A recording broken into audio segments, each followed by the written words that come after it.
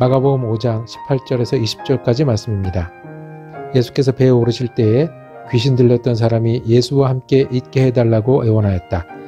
그러나 예수께서는 허락하지 않으시고 그에게 말씀하셨다. 네 집으로 가서 가족에게 주님께서 나에게 큰 은혜를 베푸셔서 나를 불쌍히 여겨주신 일을 이야기하여라. 그는 떠나가서 예수께서 자기에게 하신 일을 데가볼리에 전파하였다. 그러하니 사람들이 다 놀랐다. 아멘. 정글에 가면요, 그러니까 빽빽한 숲에 들어가면 많은 게 보입니다. 많은 게 보여서 빽빽한데 보이는 게 전부가 될 때가 있습니다. 만약에 정글에 들어가서 길을 잃는다면, 그렇게 되면 눈에 보이는 숲은 아름다움이 아니라 공포가 될 거예요. 별을 볼 수 있는 그런 곳이 아니라 그 어둠이 너무너무 싫을 거예요. 거기서는 내 능력이 아무 소용도 없고요. 밖에서 무엇을 할 수 있거나 밖에랑 어떻게 할 수 있다는 소망이 아무 소용도 없어져요. 그래서 정글에서 길을 잃는 일은 굉장히 위험합니다. 길을 잃은 가족이 있었습니다.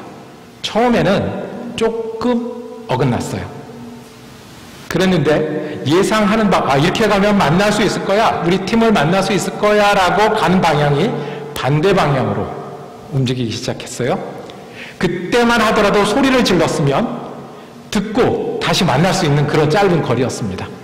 그런데 여기로 가면 되겠지라고 가다가 길을 잃었어요. 정글에서 낙오가 된 거죠. 그래서 그 가족은 거기서 이 모든 게 끝나게 되었어요. 거기에 아기가 있었어요. 근데 아기는 그 정글에 남겨진 아기는 원숭이들이 데려다 길렀습니다. 이것이 우리가 어렸을 때 읽었던 소설 타잔의 시작이었습니다. 타잔 시작이 그렇게 돼요. 그렇게 정글에 들어갔다가 잃어버린 아기가 타잔이 되죠. 우리는 내 눈앞에 있는 숲이 전부인 것처럼 보일 때가 있습니다. 내가 산을 오르는데 이 산이 전부인 거고 이 산 뒤에 아무것도 보이지 않을 때가 있습니다. 때때로 자주 우리가 당한 일에 압도당해서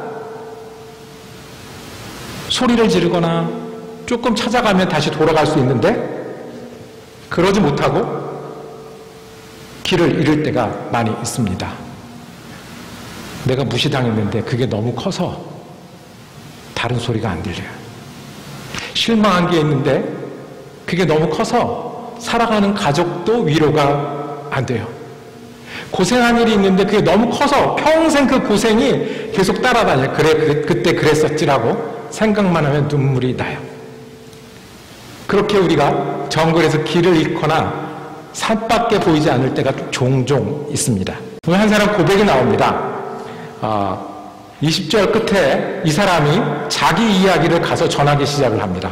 무슨 이야기를 전했을까요? 이 15절은 이렇게 시작을 합니다. 그들은 예수에게 와서 귀신 들린 사람, 그 군대에 사로잡혔던 사람이 어떻게 해요? 옷을 입고 제정신이 들었다라고 말씀을 합니다. 원래 사람은 옷을 입습니까? 벗습니까? 입습니다. 그래서 사람이 원래 제정신입니까? 정신이 나갔습니까? 제정신이에요. 그런데 이 사람은 이 표현이 특별해요. 옷을 입고 제정신이 돌아와서. 그러면 이 사람은 어떤 사람이었어요? 그전에는 옷을 입지 않고 다녔어요. 그리고 어떤 사람이었어요? 정신이 들락날락 하던 사람이었어요. 그러니 옷을 입는 게 특별한 게 됐고 제정신으로 말하고 대화하고 알아들을 수 있는 것이 특별한 사람이 되었어요. 이 사람이 은혜를 증거합니다. 이 사람이 은혜에 대해서 말합니다. 그리고 그 은혜로 우리가 숲에 갇힌 것 같은 때라도, 그리고 산 앞에 있는 것 같은 때라도 하나님이 예수를 통해서 우리에게 어떻게 이겨나가게 하시는지 말씀하십니다. 첫 번째, 우리가 믿어야 될 게 있는데 이 고백과 증거를 통해서 믿어야 될 것은 예수는 내 어려움보다 크십니다. 한번 해볼까요? 예수는 내 어려움보다 크십니다. 시작. 내 어려움보다 크십니다. 하나님의 아들이라고 불리기 시작을 했어요. 예수님이 이때부터. 그런데 그 하나님의 아들은 어떤 분이냐 하면 내 일이 아무리 커 보여도 그거보다 크신 분이세요. 하나님의 아들은 어떤 분이시냐 하면 내 어려움이 아무리 심해 보여도 그것보다 크신 거예요. 이 사람은 아무도 감당할 수 없는 일을 당했어요.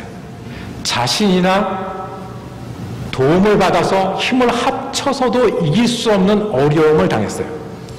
이 사람은 이 앞에 1절부터 20절까지 나와 있는 이 스토리에 보면 한마디로 보면 귀신 들렸던 사람, 곧 군대 귀신에 사로잡혔던 사람이라고 표현했습니다. 그래서 어디 살았냐 하면 무덤에 살았어요. 집에 못 살고 가족과 살지 못하고 무덤에 살았어요. 그리고 쇠사슬로 묶었다고 그랬어요. 이게 저기 귀신 들리고 미친 사람은 발작을 한번 하면 아무도 못 말려요. 왜요? 제정신이 아니니까. 못 말려요. 그럼 쇠사슬로 묶어뒀는데 쇠사슬을 풀어내고 끊어내는 일까지 일어나게 되었어요. 5절 말씀에 보면 그는 밤낮 무덤 사이에서 사는데 이제는 아무도 그를 쇠사슬로 묶어둘 수 없었다. 옷은 어떻게 했을까요? 제대로 안 입었겠죠. 닦고 다녔을까요? 냄새가 못 말렸을 거라고요. 정신이 나간 사람이에요. 그럼 대화가 됐을까요? 여러분들 아시죠? 정신이 나간 분들은 얘기를 안 하다가 얘기를 하면 어떻게 돼요? 뭐 이렇게 말릴 수 없는 이야기들을 하게 됩니다. 발광도 하고 피해도 입혔어요. 그래서 무덤가에 묶어두어야 했던 그런 사람이었어요. 머리는 어땠을까요? 산발이었죠. 예. 거기다가 산발만 있는 게 아니라 우리가 상상하기로 이 정신 나간 사람의 그 표시 여기다 꽃도 하나 꽂았을지 모르겠어요. 그 사람 입장에서는 얼마나 어려웠겠어요. 가족과 살 수도 없고요. 마을에 살 수도 없고요. 묻고도 막을 수 없는 그런 일. 극복할 수도 도울 수도 없는. 가족이 나를 사랑하는데 어떻게 할 수가 없어요. 견디거나 피하거나 쉬어갈 수도 없는 그런 일이에요. 쇠사슬로 묶어서 극복할 수도 없는 일이었어요. 아무도 어쩔 수 없는 큰 어려움 가운데 있었어요. 어려움 치고는 이제 어쩔 수 없는 어려움이 됐을 때 예수님이 그 마을에 오셨어요. 예수님을 만났어요. 그리고 예수님에게 드러난 이 군대는 이름이 뭐라고요? 군대였어요. 이 귀신의 이름은 군대였어요. 군대란 말은 무슨 뜻일까요? 정말 군대처럼 뭐 이렇게 대대, 연대, 뭐 아니면 비행대를 갖춘 게 아니라 하나가 아니라 여럿.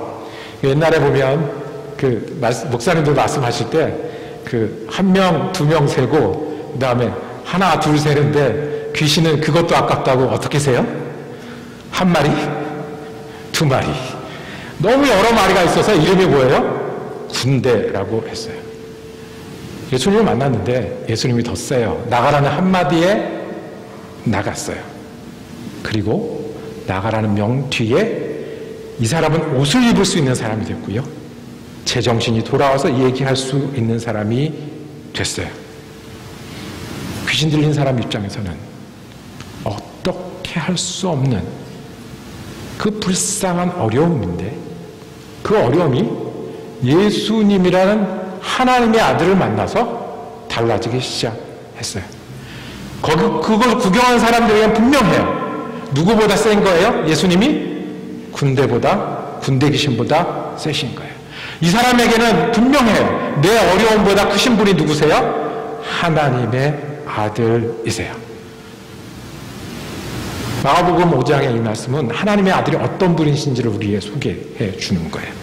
하나님의 아들은 어쩔 수 없는 우리의 어려움보다 크신 분이세요. 우리는 어려움을 겪으면 힘들어요. 상처를 입어요. 그런데 우리 하나님의 아들 예수는 그 상처를 과거로 지난 일로 만드실 수 있는 분이세요. 고생해요. 두려워요. 힘들어요. 그런데 그 고생과 수고를 길을 내셔서 나중에 천국에까지 가는 소망으로 바꾸실 수 있는 분이세요. 때로 너무 힘들면요, 나는 괜찮은데 나 때문에 같이 힘든 사람들 그게 보이기도 해요. 너무 안타깝잖아요. 그런데 오늘 이 사람은 예수를 만나서 그 큰 어려움이 다른 사람에게까지 증거와 은혜가 되기 시작했어요. 예수를 믿는 일은 선생님으로 믿을 수도 있었어요. 라비어 하고 찾아왔던 사람도 있었어요. 예수를 믿는 일은 아파서 고쳐주세요 라고 왔던 사람도 있었어요. 예수를 따르는 사람들 중엔 무슨 운동인가 보다, 종교 운동인가 보다, 국가적 매국 운동인가 보다 라고 따라다녔던 사람도 있었을 거예요. 그런데 여기서 분명하게 말씀하세요. 예수님은 우리가 가진 일보다 더 크신 분이세요. 우리가 가진 어려움보다 더 크신 분이세요.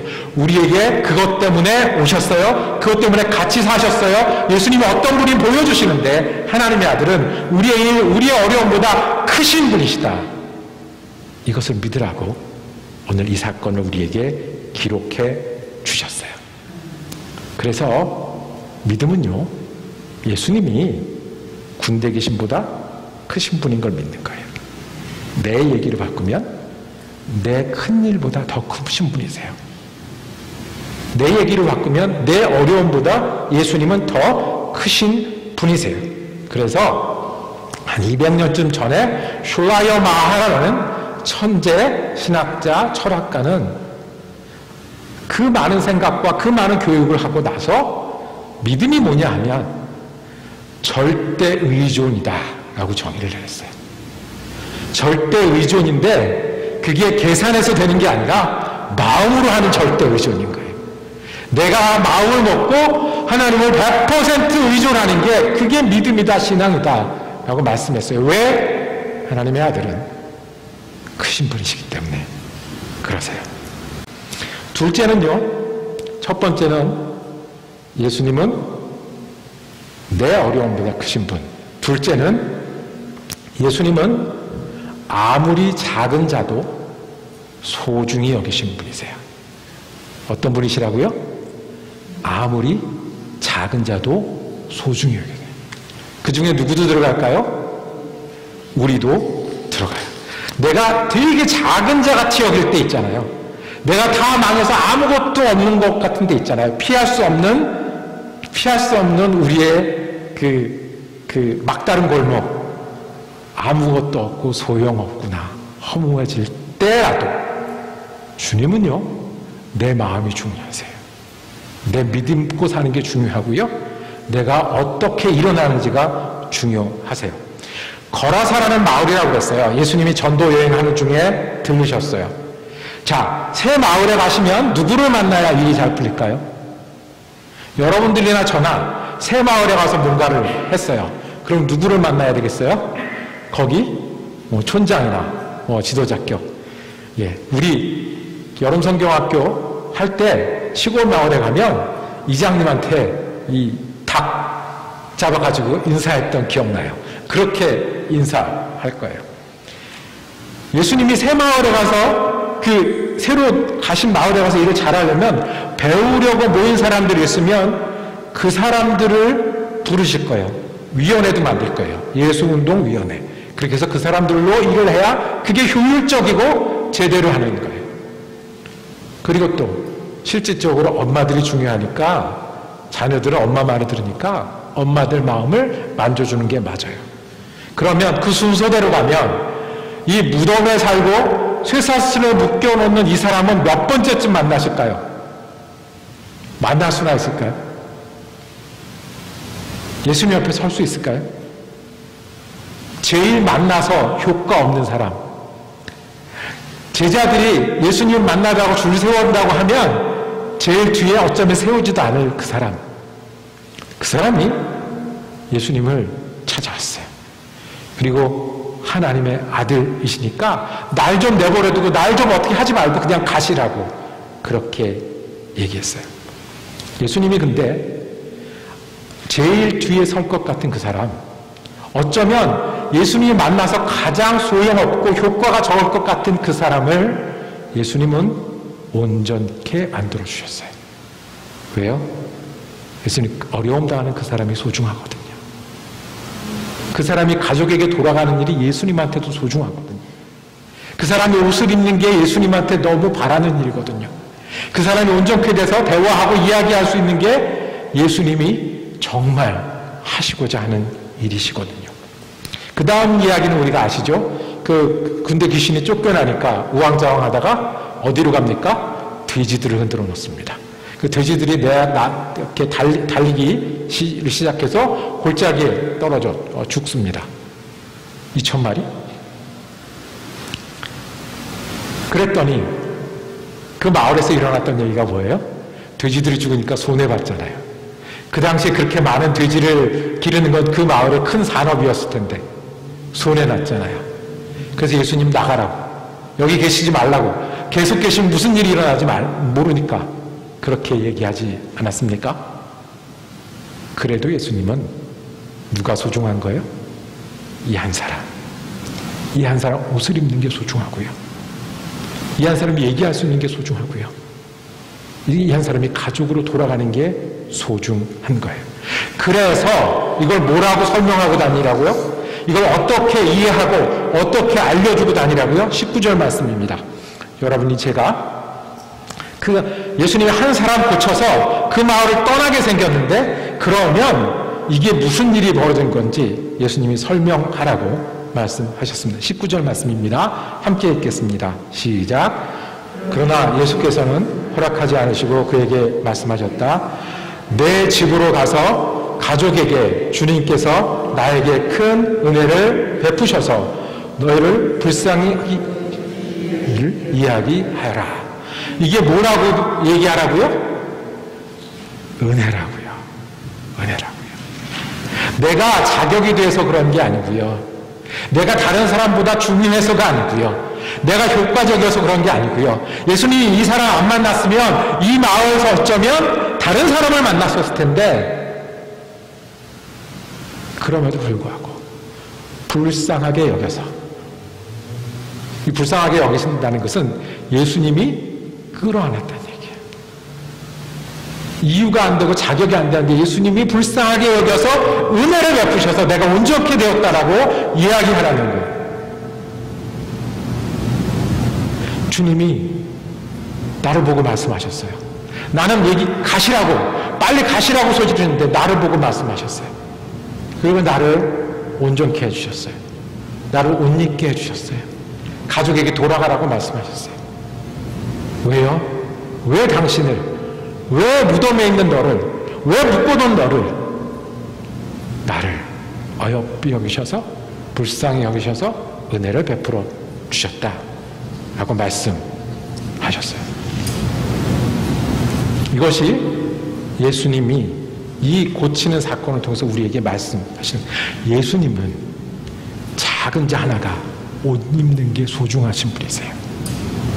예수님은 작은 자 하나가 온전케 돼서 은혜를 얘기할 수 있는 사람이 되는 게 소중한 거예요. 이 거라사의 광인도 그랬는데 우리는 안 그렇겠습니까? 예수를 믿겠다고 하는 우리는 안 그러시겠습니까? 점점 예수 믿는 일을 시시하게 여기는 사람들이 늘어갑니다. 예수 믿어봤는데 별거 없다고 얘기하는 사람들도 많아지는 것 같은 그런 때를 우리가 지내고 있습니다. 내 앞에 보면 정글이 보이고요, 내 앞에 보면 산만 있는 것 같아요. 그런데 믿음은요, 예수를 바라보는 겁니다. 예수를 바라보면 정글 뒤에 계신 예수를 볼 수 있고요, 산 너머 있는 하늘을 볼 수 있습니다. 우리가 고백하며 살기를 원합니다. 전심으로 고백하며 살기를 원합니다. 예수는 내 일과 어려움보다 크신 분이십니다. 예수는 나와 내 일을 소중히 여기시는 분입니다. 그리고 이 일을 얘기하며 증거하며 사는 증인 되기를 원합니다. 위대한 일을 이루라고 하시지 않으신 주님께서 가족에게 돌아가서 은혜를 나누라고 하신 말씀, 예수님 크신 분이십니다.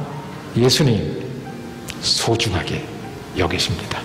저와 여러분의 고백이 되고 믿음이 되고 증거가 되기를 소망합니다. 기도하겠습니다. 주님, 우리는 눈앞에 보이는 것만 볼 때가 너무 많습니다. 우리는 우리가 오르는 산이 전부 같을 때가 너무 많습니다. 주님, 숲 뒤에서 우리를 기다리시는 주님을 붙드는 믿음이 되게 하여 주시옵소서. 산 너머 하늘에 계신 우리를 부르시는 주님이 계심을 믿게 하여 주시옵소서. 우리가 믿을 때에 우리의 일과 우리의 어려움보다 크신 예수를 믿게 하여 주시고, 우리의 작은 일, 우리의 작은 마음 하나를 소중히 여기시는 주님을 의지하게 하여 주시옵소서. 믿을 뿐 아니라 고백하고 증거하는 예수의 사람이 되게 하여 주시옵소서. 우리 주님 예수 그리스도 이름으로 기도드립니다. 아멘.